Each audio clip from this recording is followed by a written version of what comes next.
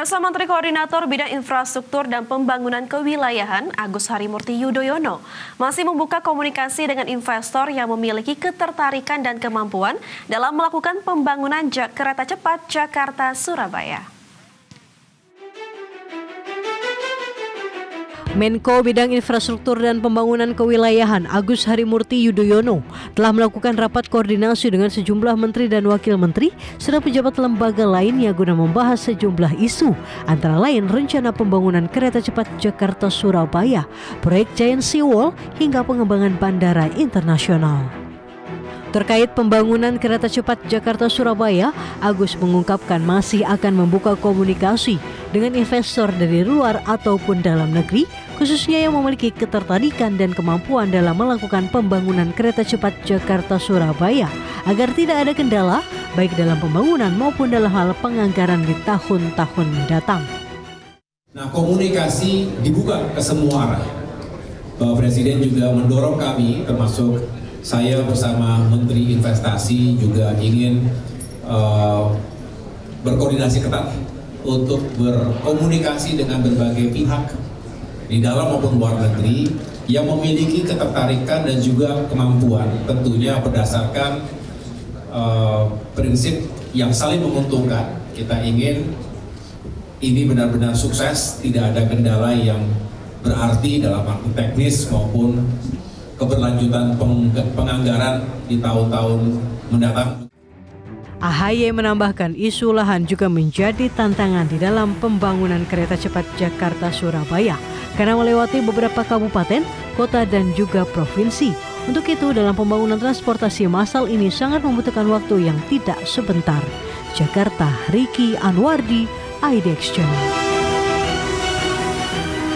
Ya, kalau berbicara soal proyek strategis nasional, Lavinia, salah satunya ini kereta cepat Jakarta-Surabaya yang memang sudah didengungkan oleh pemerintah begitu ya sebagai perpanjangan dari kereta cepat Jakarta-Bandung.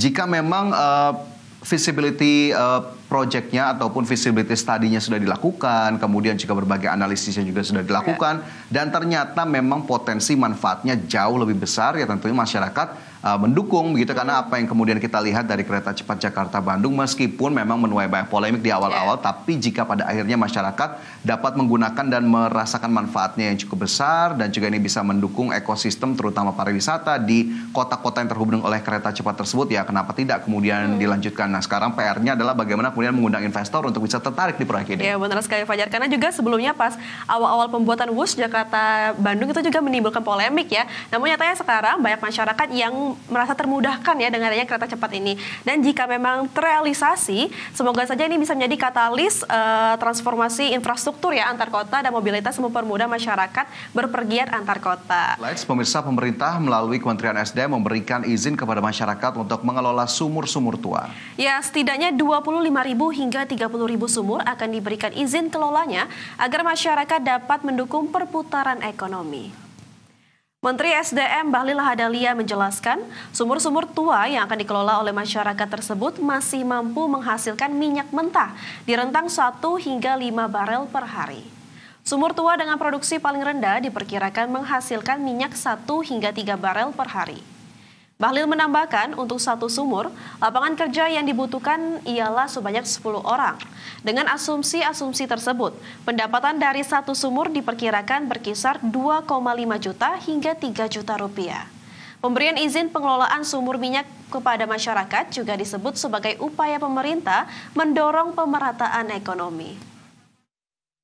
Puncaknya itu sekitar 25.000 sampai 30.000 sumur. Dengan asumsi rata-rata terjelek aja lah sekitar 1 sampai 3 barel ya, nggak usah kita bicara yang jauh-jauh. Berarti belum ada proyeksi real untuk minggu pertama? Real minggu pertama belum kita laporkan karena sudah masuk dalam laporan di pertama ya. Ya, dalam program Market Review IDX Channel, anggota Dewan Energi Nasional 2020-2024 Satya Widya Yuda menilai langkah Menteri SDM mengizinkan masyarakat untuk mengelola sumur tua dinilai akan meningkatkan lifting minyak nasional mencapai target APBN sebesar 605.000 barel per hari. Meski demikian, Satya mengungkapkan masih banyak PR yang harus dilakukan pemerintah agar dapat menggenjot produksi migas nasional.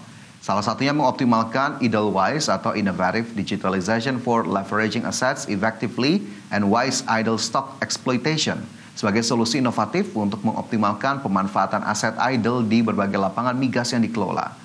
Hal tersebut diharapkan dapat meningkatkan efisiensi dan produktivitas operasional di tengah tantangan fasilitas produksi yang sudah tua.